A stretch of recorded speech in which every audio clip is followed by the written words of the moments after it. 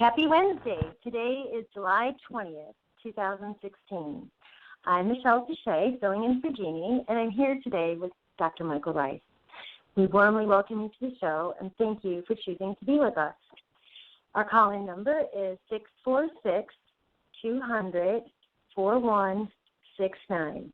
Press 1, and that puts you in the queue to talk with our host. We encourage you to call in with your comments or questions, allowing you to strengthen and deepen your practice of forgiveness. Now, let's welcome Michael in support of our conversation. Thank you, young lady, and welcome, everybody. We're honored that you're here to share this space with us, and we're excited that we get to take one more day to extend these principles of first-century Aramaic forgiveness and all the corollary understanding that goes with it to bring the truth of being and the direct experience of our true human lives, as we realize that human life is that essence of energy that we experience when we hold a newborn. Sadly, we tend to, in very early infancy and early years, turn that state of being in for something based in family and cultural dynamics. And so we're here to support a shift in those dynamics by recognizing that forgiveness is the tool with which you change the content of your own mind. That is, you remove what never belonged, and what never belonged in your structure, in your experience, in your life, in your family system, in your culture is hostility or fear. At the shenanigans that are going on in our culture, and the hostility and fear is pretty rampant, pretty all-pervasive. And so we're looking to shift that dynamic into one that has people really, truly able to function as love and to function truly in a state of being. So welcome to the show. We're glad that you're here, and we hold a space for Dr. Tim. He's on vacation out hiking and biking today, for the week actually, and so we just hold the space that he's having an awesome time and extend our appreciation to him for all the wisdom and caring and support that he shows to everybody on this show, and especially to Jeannie and I as we travel. And we extend that same appreciation to you, Michelle, for being available, especially oftentimes on very short notice, to support us as we're getting things done as we're traveling. And we just finished, we've got a workshop tonight here in St. Louis. Anybody that's in the St. Louis area, come and join us at 6:30 tonight at Unity on Skinker, the corner of Skinker and Forsyth, just north of 6440 at 6:30 till 9:30. We're going to do a slightly shortened version of Why Is This Happening to Me Again? And we'd be delighted to have anybody come and join us. And so Jeannie and I just left Unity there, having set up the tape table and the chairs and all that sort of neat stuff. And we are now in the process of running errands. And there's one errand that I am the only one that can do it, seeing as how it involves my signature. And so in a few minutes, I'll be turning the phone over to Jeannie so that she'll be able to share with you. And, of course, it's Recovery Wednesday, and we're here to look at this idea of recovering the truth of who we are as real human beings. Recovery not about recovering from something, but the recovery of the truth of who we are. If you hold a newborn child, you'll notice everybody's descriptor of the newborn is some variation on the theme of love. Everybody knows what human life is, at least anybody who's ever held a newborn. And it's recovering that state of being that we are looking for here. And so let's check in and see if Gail is with us today, and say hello to Gail. Is Gail with us, Michelle? I am with you today. Oh, awesome. How are you, young lady? I am doing well. I just had a little bit of a process, probably about a half hour ago, when I called your lovely wife and requested 5 minutes of her time. Right. Cool. Well, anyway. Anything on your mind to share with us today from the 12-step perspective? I actually posted, and I saw you responded to a couple of things on Facebook from a 12-step site that had some pretty insightful mimes. One of them being there is no chemical that can solve a spiritual problem, and if you look at what's going on in the world today, the hostility, the fear, the rage, the grief, the murder, it's all a spiritual problem, and people are trying to solve it with more weapons and more prisons and more hostility, and it's just, it's crazy. It's never going to solve itself that way. So what's on your mind today? I really appreciated that meme that you put on there that said something to the effect of the reason why people won't let go of their hate is because they would have to deal with their pain. I thought that was spot on. And that was something that Absolutely. I was thinking as well, is that the hateful remarks. And then I saw something that somebody posted that was talking about a Christian hate group. So how does that happen? How do you have the word Christian and hate together in a sentence to describe a group of people that supposedly shot a transgender person in the face? It's like, how does that happen? How do you label yourself with those two words? And then I saw that meme. Blockage of truth.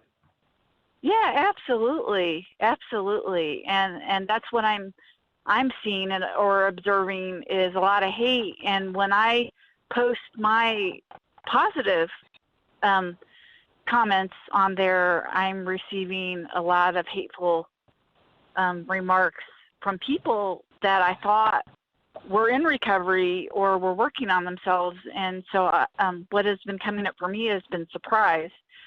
And the best thing that I could do is go ahead and delete their comments. I'm free to say what I, want to express on my page, and they're free to express what they want to express on their page, and I refrain from going to their page and expressing maybe something that would be in reverse to what they believe. So that's my stance at this point in time. Stay on your own page. Cool. Well, as I posted with that mime, and I forget the gentleman's name that said it, but he, as you say, he's spot on. Yeah. If anybody, by the way, isn't connected with me on Facebook, you can send a friend request to JM_RYCE, and you'll find us there. But this gentleman's post was talking about how if we let go of our hatred, then we're going to have to feel what's underneath it. And you'll notice that hostility is always the accompaniment of hatred. And why would that be? That's because hostility is the granddaddy of all drugs. It's the number one destroyer of relationships, of bodies, of minds, and the person who's in hatred is just an extreme state of hostility. And until we start to wake up to that dynamic and start to forgive the hostility, the fear, the hatred, the grief, the rage, the pain, the drama, the trauma, the game's not going to change much. And so we're here to change the game. And when one lets go of hostility, it's amazing what kinds of things boil up from inside that otherwise remain hidden. And so, you go back to the ancient scriptures and they said, nothing will remain hidden. Everything will be made known in the light of day. It's all going to come up. And the more we try to hide it from ourselves, the more and the deeper it's going to come up. One of the things that is in the AA literature, it's in the big book of Alcoholics Anonymous under Step 3. And Step 3 is that we made a decision to turn our will and our life over to the care of God as we understood Him. It says that we had to stop playing God. And then the next sentence it says, it didn't work. And I think a part of playing God is the thinking that we have the right to play judge, jury, and executioner. And I know that my number one character defect is being judgmental. And I know that my being judgmental is a survival skill. It's a safety mechanism to be able to ascertain information very quickly to make a survival judgment. And so I go to a place of judgment, and it protects me. But it also, in the same breath, it also my thinking, it gives me the right to play judge, jury and executioner too, which, in my thinking gives me the right to be hostile or to hit somebody or to slander somebody or to gossip about somebody. And then as a result of taking those actions, then I have guilt, shame, and remorse. And then I'm caught in this cycle of what ends up happening is evoking what is called irritable restlessness and discontent. And with that irritable restlessness and discontent, I need to take a chemical and put it in my body to change my feelings.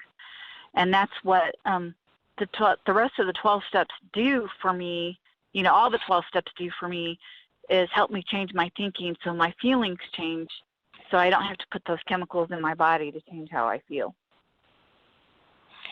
Well, my coaching would be that as long as we tell ourselves a lie and believe the lie, exactly, we'll tend to keep doing the same behavior.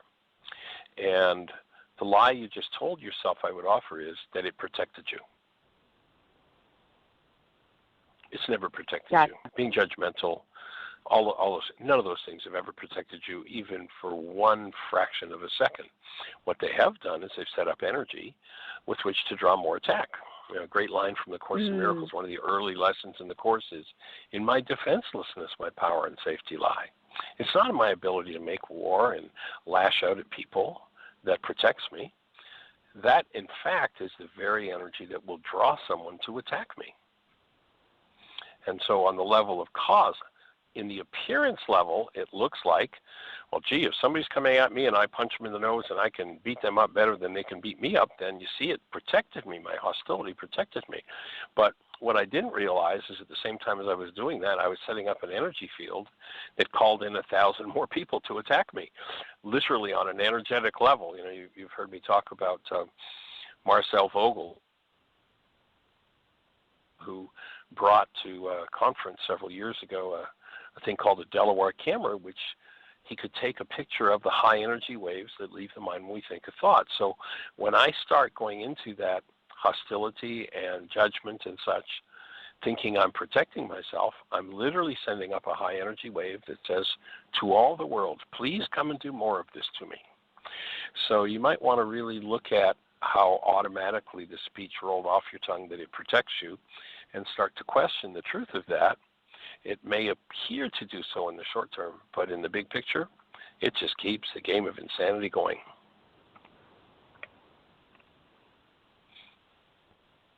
Agreed. And thank you for the extra dot. And connecting it. Cool. And I know that you started on Monday.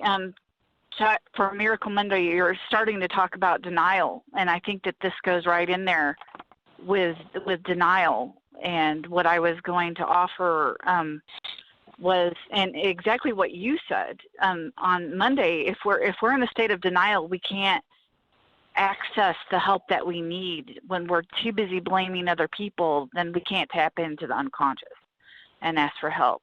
And that is the exact same way in the 12 steps as well, especially with the use of the serenity prayer in the first step. The opposite for me of denial would be acceptance. And so what we ask for in the serenity prayer is, God, grant me the serenity to accept the things I cannot change, the courage to change the things I can, and the wisdom to know the difference. And in the first step, it's we admitted we are powerless over alcohol, that our lives have become unmanageable. And for me, that acceptance, having acceptance and powerless, whatever I'm powerless over, I need to accept. Whatever I need to accept, I'm powerless over. And that's 10%, and it's effect. And then whatever I need to have the courage to change, and also my unmanageability is 90%. And those are the same as well. And so being able to identify what I need to accept and what I'm powerless over and what I can change and what is unmanageable, I think is, until I do those things, I can't change. And then if I'm stuck in denial, then I'm going to be blaming everybody else. And won't be able to tap into that solution and change my thinking. So I wanted to add that little bit. Cool. I'd have a slightly different perspective on the opposite of denial. Okay. And I wouldn't see it as responsibility. As acceptance. I would see it as responsibility.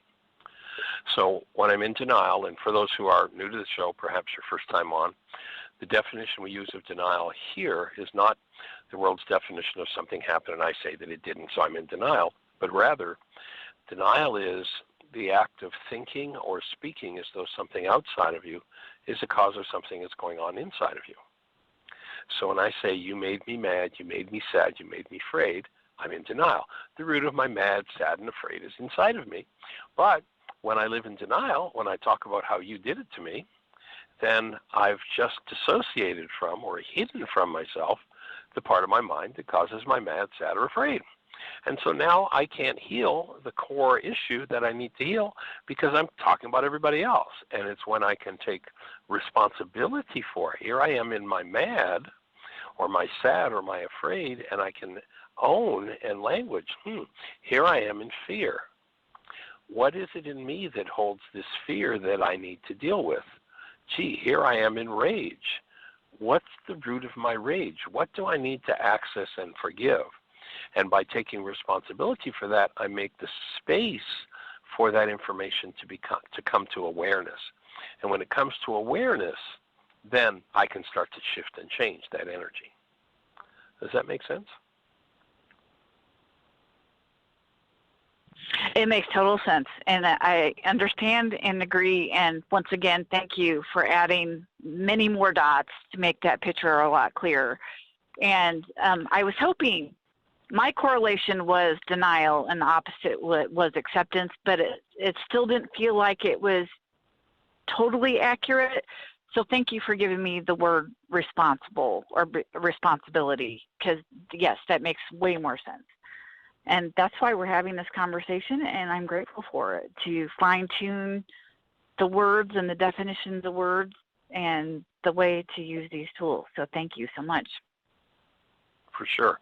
And for those, again, who are new to the show, one of the things we quote often is some Harvard research that says that in a time frame where there are 10,000 measurable units of electrical activity happening in the brain, 10,000 brain cells firing, the max amount of information that gets into conscious awareness is 9 bits.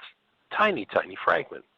So when I live in denial, you made me mad, what in essence I'm saying to my mind is, mind, I know we've got some mad going on here, but I don't want to have any of this stuff of being responsible for it or seeing that it's mine. We need to place it all in our brain's image of them and make sure they know that they're the reason we're mad, sad, hurt, or afraid.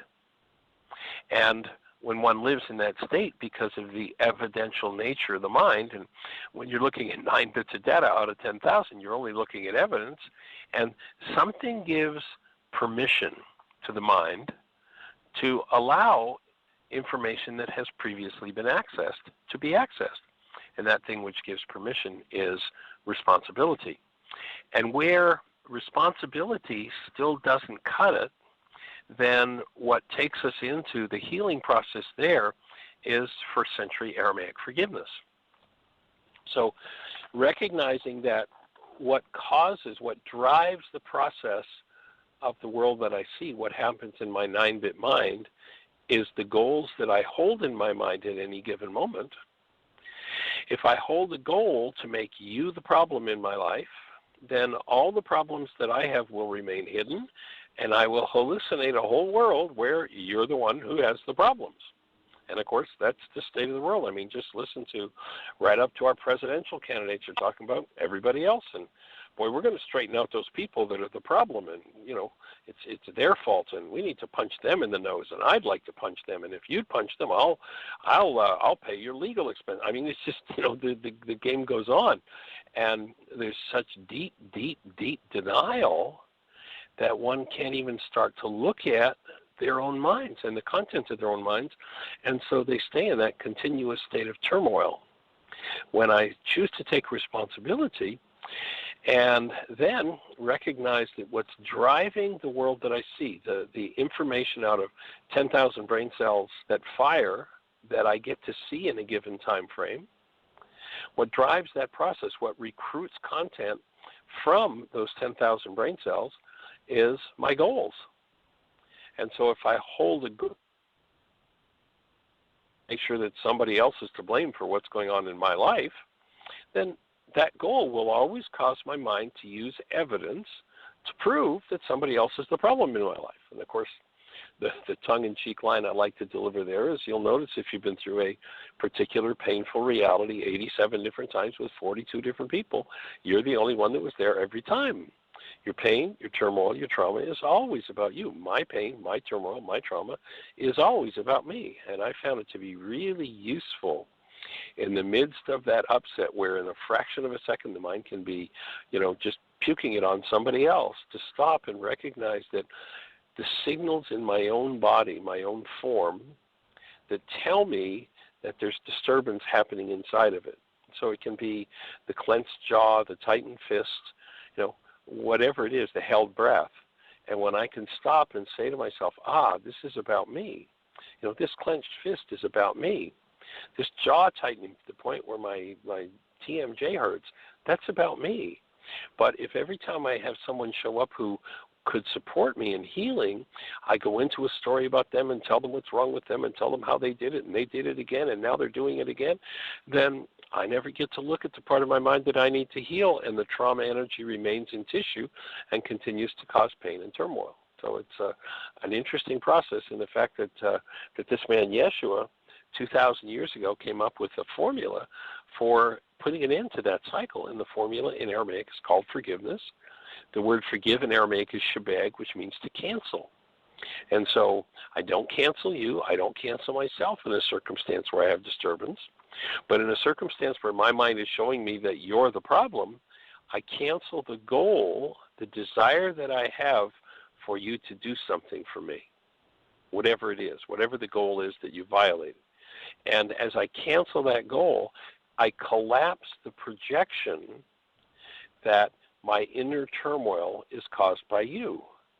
And in collapsing that projection, collapsing the picture that's shown on the screen of the 9-bit mind, when that collapses in on itself, I get to drop into the hidden part of my own mind, and that's when I can bring healing to it. And so that's the whole, in a nutshell, what forgiveness is all about, and what this work is all about is to continuously set your life up so that you get to drop into and be responsible for the hidden parts of your mind that tell you lies, that keep you in some form of state other than the true state of a human being, which is love.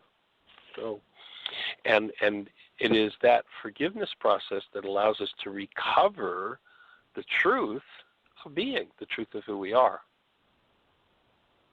And so for those that are new, I hope that kind of starts to open the gates to understanding the root of the tools. And of course, if it's making sense to you and you're just starting and you'd like to access more information, there are over 1,500 hours of radio shows where we've just had this conversation on an ongoing basis and bringing forward all the tools that we have.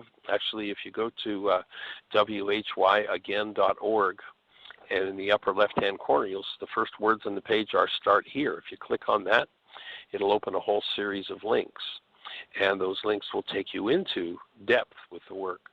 If you look at the third link and click on that, it'll open a series of links to some of the most important radio shows that we've done, some of the key conversations. And so if you want to short-circuit the process, you can go and do that. And if you're ready to use the forgiveness process, the Wake Up worksheet, then go to the second link under the Start Here button, print off the worksheet, and then go to the third link, and there are radio shows where we've walked somebody through the whole process, step by step by step. Here's how it's done. And it is, if you'll actually do it, it amazes me how many people are exposed to it and go, yes, I understand, that's great, and then never do it. Why not? Because to do it means you get to look at your own unconscious dynamics. And most people set their lives up like that's the number one unconscious motivator of most people's lives, is to behave in a way that they never have to look at that. Oh, I'll be the good little boy. I'll be the good little girl. I'll never violate mom or dad's desires. Then I'll be safe. And then that becomes the dynamic that needs to be collapsed in order to look at the root of what's going on and bring real healing and recovery of the true self, recovery of being. So how does that fit into the 12-step work?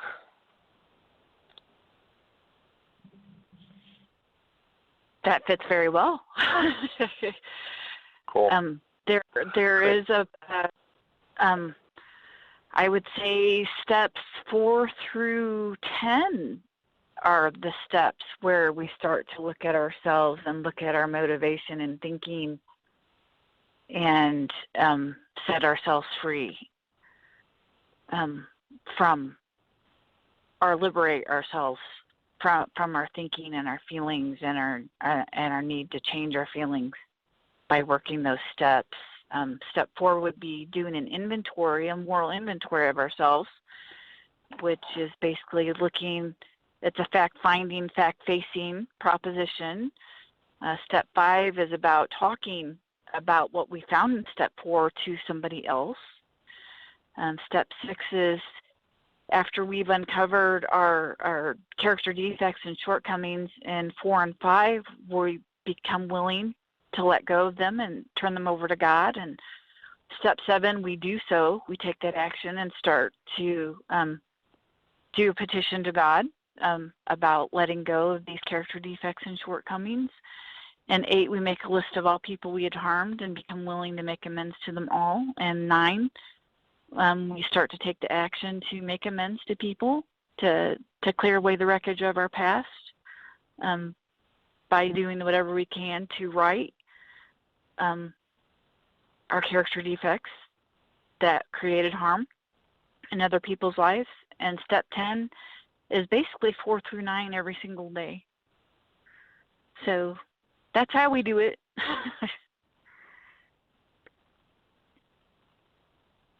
Okay, so Michael just handed me his phone. He's gone into the absolutely understood there.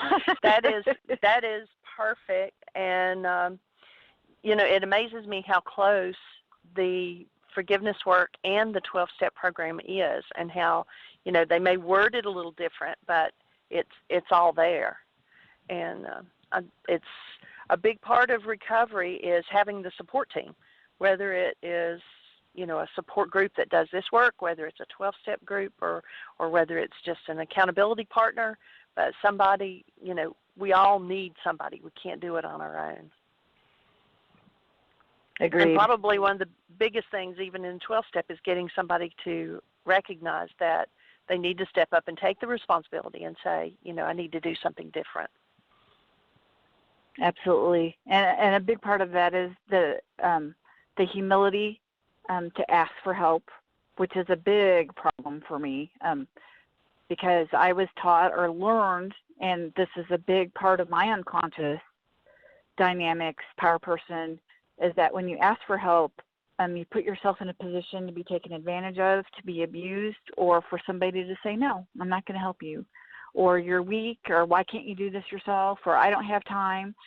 And so putting yourself in that position to ask somebody to be your sponsor, ask somebody to be a part of your recovery team, calling somebody when you're in dire straits and saying, oh, help me piece these puzzles together, because these are the pieces that are coming up and I have no idea what this means. And, being able to do that, it takes a lot of humility and it takes a lot of trust. Yeah, I agree. I know growing up, what I heard a lot, I'd ask a question and I'd be told to go look it up. Oh, yeah. That just brought up all kinds of irritation for me. It's like, why do I need to take the time to go look it up? Just tell me. Give me the answer.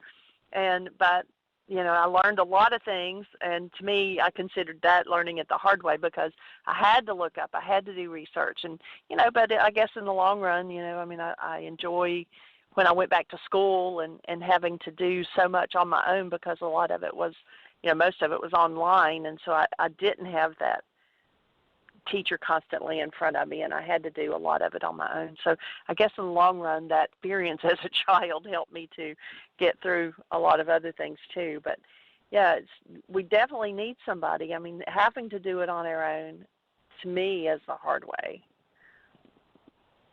And just like you called me this morning, and I appreciate that. And, you know, I think that when we ask a question, you know, even the person we're asking for assistance, you know, there's something in the question for them. And, you know, just like on this show, you know, one person calls in and they have an issue or something going on, and they ask a question or ask for support. And, I mean, every day people say, oh, that show was right up my alley. That's what I needed today. And, you know, so it's always for someone else. It's just not for us.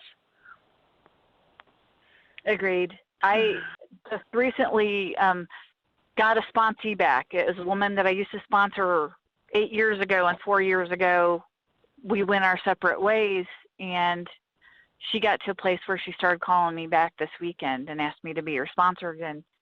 And every time she calls and asks me a question and we go back through the steps, I too learn something, you know, like Michael says when he quotes Richard Bach and saying, we teach what we both most need to know. And so, yeah, I learn something every time I get a phone call from somebody, whether it's with the Aramaic and they ask a question, or if it's a 12-step question. Absolutely. I get something out of it as well. So my thinking at this point, when we give, we receive, isn't it? Absolutely. And like you say, when we're breathing somebody, when we're doing still point, we get breathed. If we become a conduit, like I do Reiki, when I become a conduit for that energy, I receive it in order to be a conduit for it, in order to be able to give it to somebody else.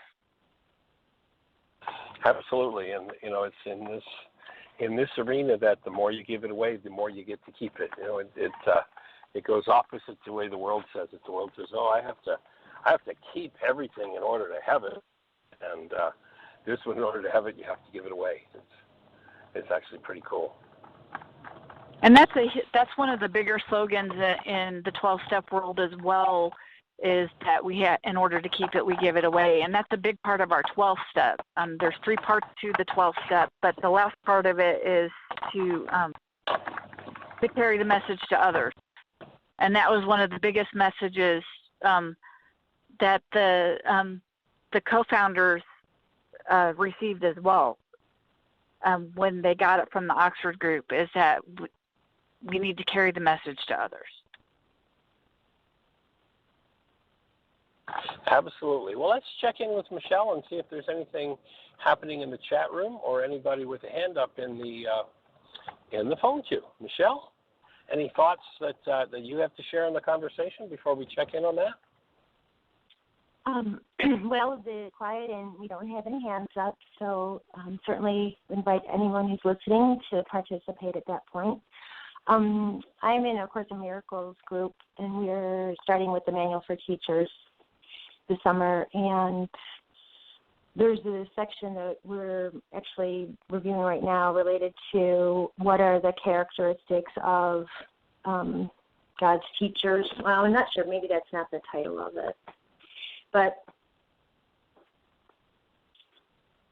oh yeah, that's it.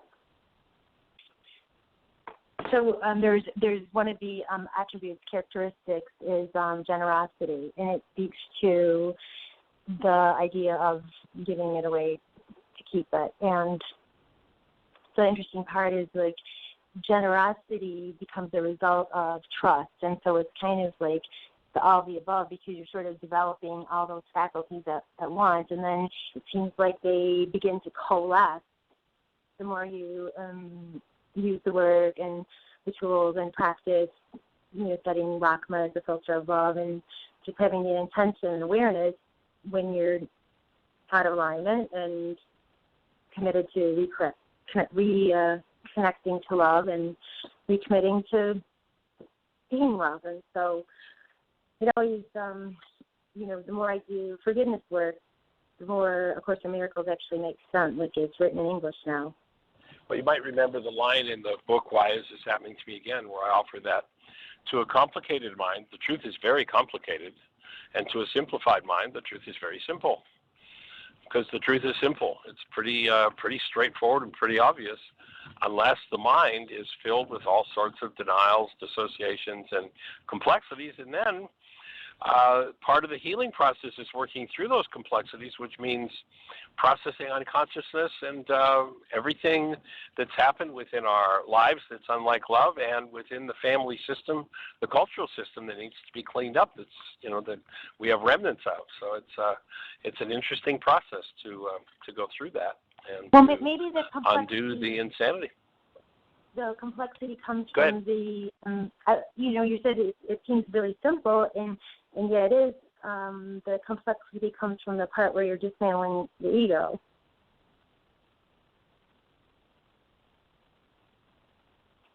The part that's resisting, allowing those natural energies to present. Right. And if you go to the Aramaic, the word Satan means the resistor, one who misleads. Yeah. And so when we're in that resistance, then literally in resistance, the energy cannot flow. It cannot move. And so it's coming back to a state of willingness that allows literally things to soften and the energy to move. If there's a resistor in the line, the energy can't move. And you look at the average person who's in hostility or fear, and you talk to them about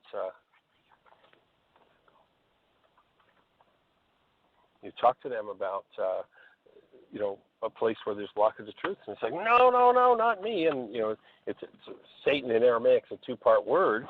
It means the resistor, one who misleads. And so when I'm in my, oh no, not me, and then I've got a whole story about somebody else and how they're the problem in my life, then I get to start to change that game when I go into willingness. And everything starts to shift and change. Until then, the truth cannot even be heard. The mind can't fathom the truth, because the brain cells that are firing with unconsciousness and sadness and fear and rage and hopelessness and helplessness and all the dynamics of the world just cover it up, just cause things to go blotto. And so we're looking to be restored to wholeness, to wellness, to recover the truth of being, and then to really truly live out of that state is really what it's all about, and what we're here to support people in being able to understand and bring into experience. So, Michael, let's invite area code 910 to hand up to share their insight or questions. Hi, this is Jill. Well, hey there, young lady. Welcome. Thank you. Michael, have you talked to Jill before? Hello? I have called in one time before, but I think it was Dr. Tim that was here. Right. Jill, I was there, and I was asking Michael if he's talked to you before, if he's called in since that time. That show happened on June 30th, just 3 weeks ago, and I can tell you I've referred quite a few people to listen to that really powerful exchange that you guys had, and so I actually want to take the opportunity to thank you. Oh, my gosh. Thank you. That was so powerful for me, and I'm touched that you were just talking about how it helps other people, so of course it does, but I don't know. Thank you. I'm happy to hear that, and it helped me tremendously too. What was so remarkable is you had, I know you had the support group in Wellington, but you're, in a beginning stage of, practicing these tools, and that I think was exciting because you had a result, and it was, in less than a 20-minute time period, which was just so remarkable. Wow. Yeah. I want this. This is actually what I've been asking for, is to see the truth. And this gives me the tools to do that. And also, I think it's empowering because I can change it. You know, these things that cause such fear in me, or rage or whatever it is, I can change those. And I want to, because I want to live a more peaceful life. And, you know, if I'm in love versus fear, I've had glimpses of that already, and that's what I want. So it was the answer to my prayer, really. Right. And one of the things to shift, Jill, is going to be the belief that anything can cause fear or anything else to happen in you. The reason we experience fear, sadness, grief, rage, whatever it is because it's in us. The circumstances that resonated in us give us the gift of being able to overcome it, being able to forgive it. And when I start to shift into recognizing, oh, you know, when Charlie said this, it brought up a lot of sadness in me or rage or whatever, then my mind is given permission to show me the root of what it is that I need to be uprooting and forgiving. I love that. And I think what I have difficulty doing is getting to the root. And so I have a situation right now that definitely triggers fear. And I called in particularly on this day because I'm an adult child of an alcoholic. And this does revolve around alcohol, I think. It's my perception, I'm pretty sure. Right. So I'm dating somebody whose behavior at times reminds me of my dad, which makes me, you know, first conclusion is he must be under the influence. And my second conclusion is I'm not safe. And the action I want to take is I want to run away or I want to hide, like shut down, nobody's home, you know, my true self is hidden. You can't see me, you can't hurt me type of thing. And so it's pretty revolutionary that actually, no, not necessarily true, but I don't know what to do with that. So this is where the genius of the man named Yeshua comes into play so ultra powerfully when he teaches about forgiveness. And you hear him saying, you must forgive from your heart the wrongs of your brother. And what he's saying is that if I'm in pain or turmoil, my pain or turmoil is an energy inside of me that I'm in denial of, and therefore I use it to build my brain's image of, in this case, the person you're dating. So you've got some old energies hanging around from your relationship with Dad. And when he triggers those energies, your mind then projects that into your brain's image of him. So Yeshua would say to you, you must forgive from your heart the wrongs that you put into your brain's image of him. And to get to the root of it, you know, you can't sit around and go, well, let me see, I wonder what's at the root of this. It doesn't work. I mean, you can spend years doodling on that one and not get anywhere. But the forgiveness process that he taught is that you look at the situation that you're in and you identify as specifically as you can the goal that you held for the person that you're interacting with today. And so you just went through and identified about 8 worksheets that you could be doing around your relationship with him. Your willingness, for instance, for him to see you. Your willingness for him to treat you in a way that you would be safe. They'd be goals that you hold for him that when you do the ridiculous thing like, gee, you know, I just want to feel safe around him. I want him to treat me in a way that I know that I am safe. Then forgiveness would say that now that I recognize that the goal, the driver that's causing me to go back to old feelings of unsafety with Dad is my goal for him to treat me in a way that I feel safe. So what I'm going to do is the ridiculous thing of canceling that goal. So I cancel my goal for him to treat me in a way that I feel safe. And what happens when I do that is I've got a picture in the surface mind. You know, psychology is pretty much established for us that at least 90 to 95% of our psychological processes are unconscious. So the feelings of unsafety are coming from that hidden part of my mind. How do I get that part of my mind to come to the surface? Well, I collapse the surface mind's picture of it being about him by canceling the goal that's driving the process. When that surface picture collapses, when I cancel my need for him to treat me in a way that I know that I'm safe, then that surface picture will collapse into itself, and when it does, it will show me the root of the unsafety. And when I can bring, there's a great line in the Course in Miracles that says, bring the world you do not want to the one you do. So the world you do not want, the world of unsafety, is now lodged inside of you. And so you want to bring that world to that connected space of love that you're talking about. That's why in step 4 of the worksheet, you key into the strongest, clearest love that you can. And then in step 5, you cancel the goal and ask for support in moving the energy that underlies it. And that's when you get to drop into the underlying material. Now, depending how deep the denial is, when they said to Yeshua 2,000 years ago, well, how many of these darn worksheets do we need to do? How many times do I need to cancel? Is 7 times enough? And in Aramaic, his answer was no. It was 77 times 70. Now, you can rest assured that a bunch of fishermen weren't standing around going, let's see, 7 7 is 49, carry the 40. They weren't doing it. It wasn't a logical number.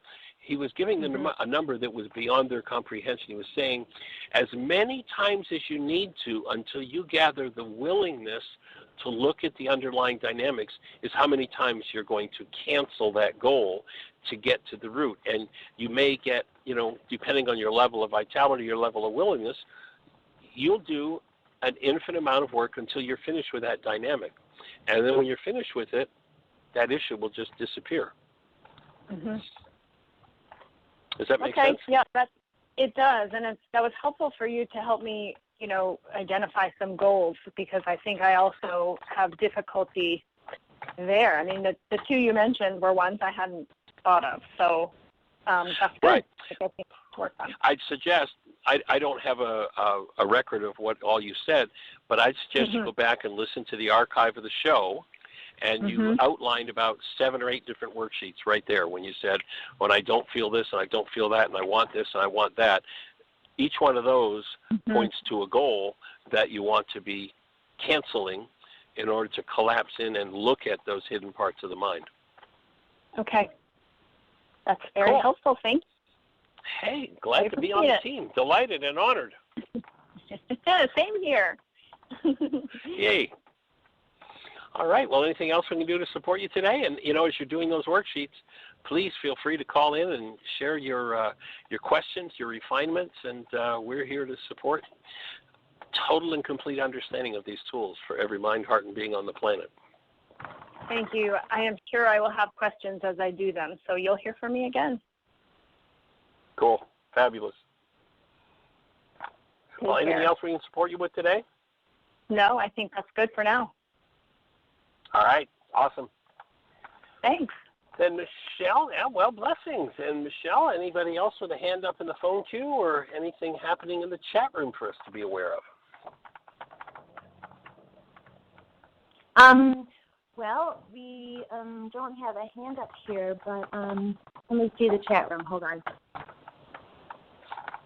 So, Michael? Yes.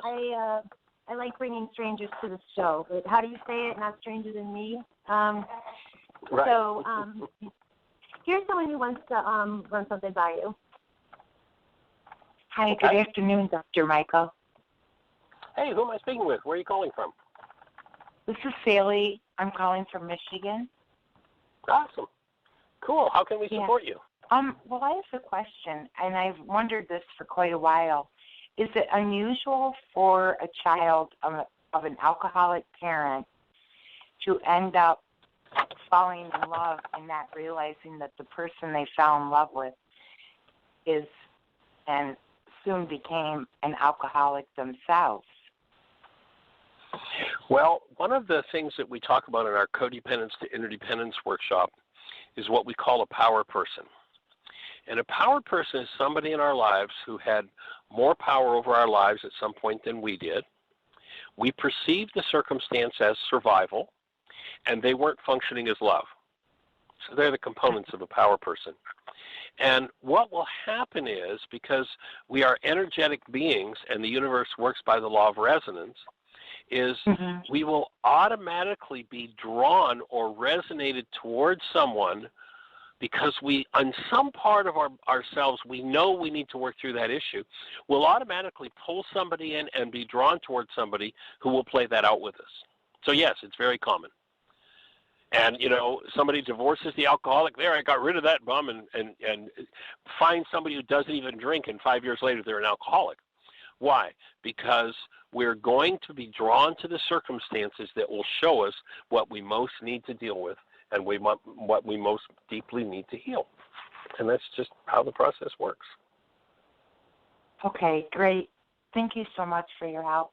God bless you and yours, and I really appreciate your guys' radio show. Thank you. Blessings accepted. Alrighty. God bless. All right, we've got about 8 minutes left, so we've got time for another good question or two. If you're in the phone queue and you push 1, that'll put a little hand up, and Michelle, through the magic of technology, will see your hand go up and invite you to share with us. If you're in the chat room, our call-in number is 646-200-4169. If you're on one of those stations we can't see in our control panel, if you call that number and you push 1, that will put you in the queue to say hello. So, Michelle, anyone else with a hand up? Not right now. Okay. You're right, 7 minutes. Then let's say again.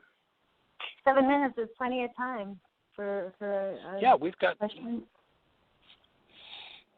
good conversation or two, and maybe Gail, from her experience through the AA program and recovery, has some feedback for that question on being attracted to someone who will give us the opportunity to play it out and heal it one more time. Any thoughts for you, Gail? Absolutely. First of all, I'm so honored. The last 2 calls have been people that have looked forward to Recovery Wednesday and have asked their question based on, alcoholism or addiction, and that's awesome. That's helping people.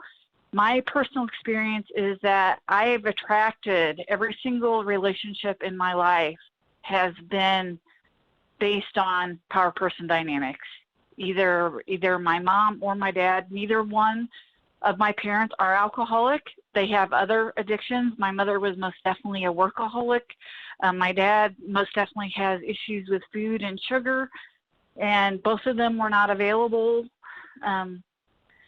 And we're both very neglectful, narcissistic, and abusive.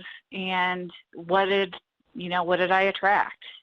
All my relationships, I could drill down into that, and by collapsing my goals for that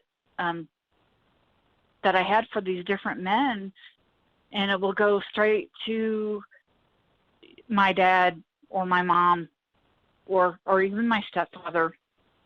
And then I could look at the progression of attraction in my mom's life, where when she divorced my dad, and the progression of men and how abusive they were till she finally got married when I was 17. And, she just kept getting sicker and sicker and attracting the same but worse.